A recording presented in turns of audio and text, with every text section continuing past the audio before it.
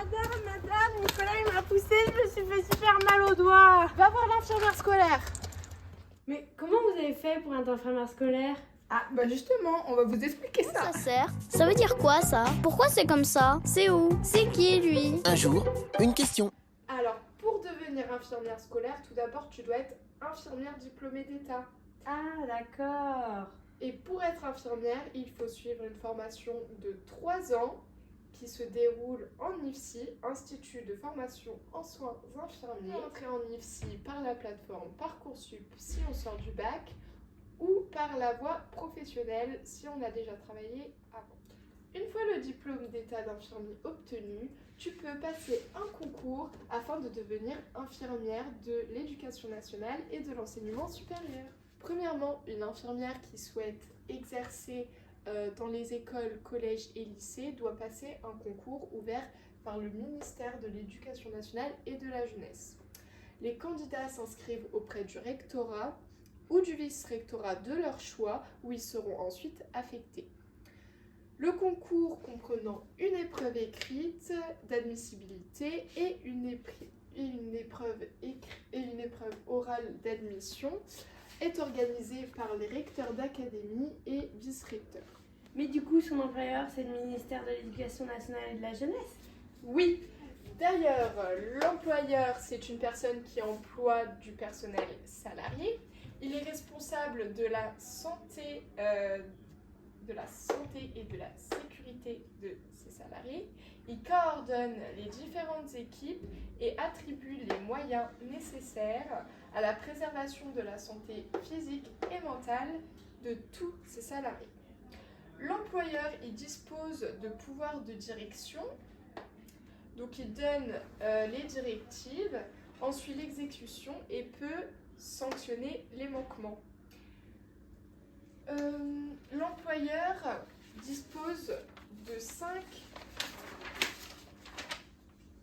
obligations. Voici les 5 obligations légales à la charge de l'employeur.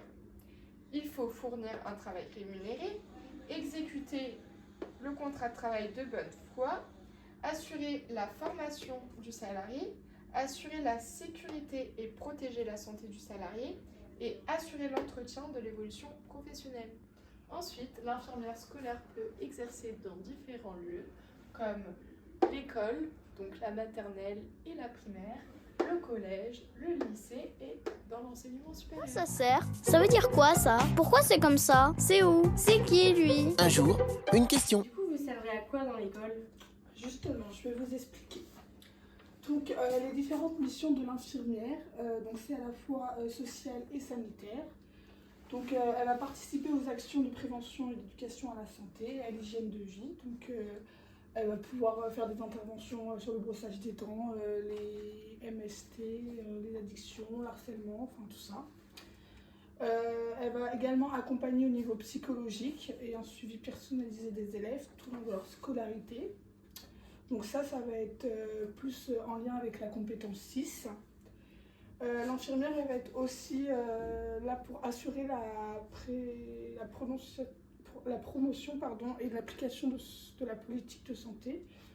Donc action sanitaire, bilan obligatoire, prévention, donc toujours au niveau de la compétence 5.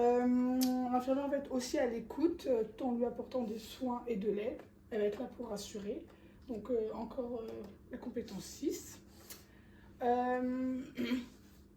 Elle va également repérer les facteurs de risque environnementaux donc, ou sanitaires pour les personnes et avertir les services concernés. Donc là, on sera plus en lien avec la compétence 10. Et elle va aussi gérer toutes les préoccupations quotidiennes liées à la santé des élèves. Donc là, on va plus être au niveau de la compétence 3. Voilà.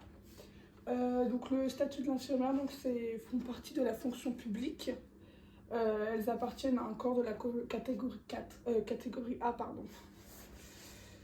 Voilà.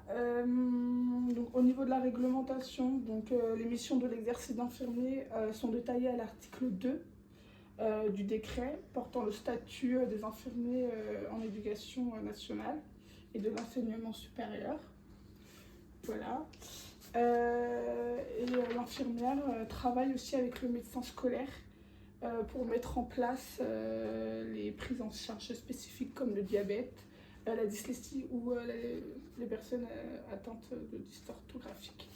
Pourquoi ça sert? Ça veut dire quoi ça? Pourquoi c'est comme ça? C'est où? C'est qui lui? Un jour, une question. Mais c'est quoi les responsabilités d'une infirmière scolaire?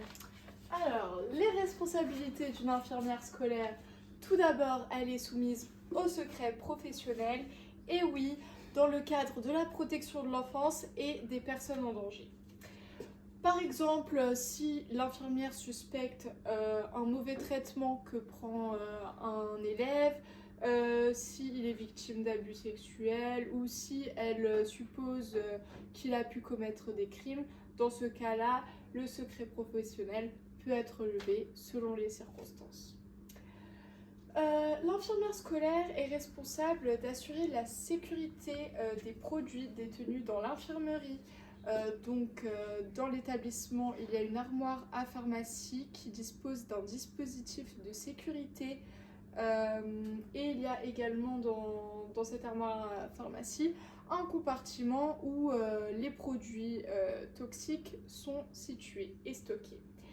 Ces produits, du coup, doivent être accessibles directement à l'infirmière, mais elle doit être surtout inaccessible aux élèves. L'infirmière est responsable de la sécurité et de la santé des élèves au moment d'administrer un médicament. Donc, pour ce faire, elle doit éliminer tout risque d'allergie et toutes les contre-indications possibles lors d'un entretien où elle va tout simplement questionner l'élève et aussi vérifier ces informations sur le dossier informatique de l'élève. De plus, l'infirmière est tenue de noter sur un support durable l'ensemble des actes et des traitements qu'elle procure aux différents élèves de l'établissement. C'est ce qu'on appelle la traçabilité.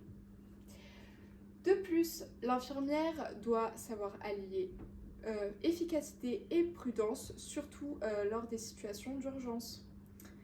Après, elle peut administrer les traitements d'urgence seulement dans 2 cas. Premièrement, après avoir appelé le 15 suite à une urgence, et deuxièmement, dans le cadre du protocole d'urgence d'accueil individualisé. L'infirmière scolaire met en œuvre les soins conformément au protocole signé par le médecin. S'il n'y a pas de protocole, elle administre les gestes qui lui paraissent justes. Et sinon, elle redirige vers un centre de soins proche et adapté. En ce qui concerne la responsabilité de l'infirmière, en cas de faute, elle est atténuée. Et oui, l'infirmière peut bénéficier de la protection de l'article L911-4 du Code de l'éducation. C'est-à-dire que la responsabilité de l'État lui est substituée sur le plan indemnitaire.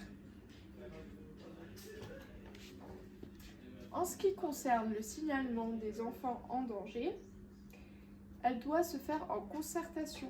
Et oui, elle doit transmettre au président du conseil départemental toutes les informations qui lui paraissent préoccupantes au sujet d'un mineur, de l'établissement. Et oui, ça peut être de l'harcèlement, des agressions physiques, etc. Dans tout métier, il y a des avantages et des inconvénients. Premièrement, la répartition du temps de travail, car 90% est dédié pour les élèves et 10% pour les autres activités. L'autonomie, parce que l'infirmière répartit ses tâches dans sa journée comme elle le souhaite. C'est aussi un métier riche au service des autres. Les élèves et les étudiants peuvent échanger aussi bien sur leur santé physique que sur leur état psychologique. Les demandes sont très variées, ce qui contribue à la richesse de cette profession. Dans les inconvénients, l'infirmière peut se sentir seule parce que ça va être la seule infirmière dans l'établissement, donc si elle a une question, elle ne pourra pas se référer à une collègue. Elle peut avoir un sentiment du coup d'inefficacité par manque de temps d'autres personnels ou avoir le sentiment d'agir en surface. Il n'y a pas de perspective d'évolution dans le métier d'infirmière scolaire. Il y a peu de reconnaissance. Et aussi, parfois, il n'y a pas de suite aux soins et des conseils donnés. Tu te poses des questions? Envoie-les-nous et nous, on te répond!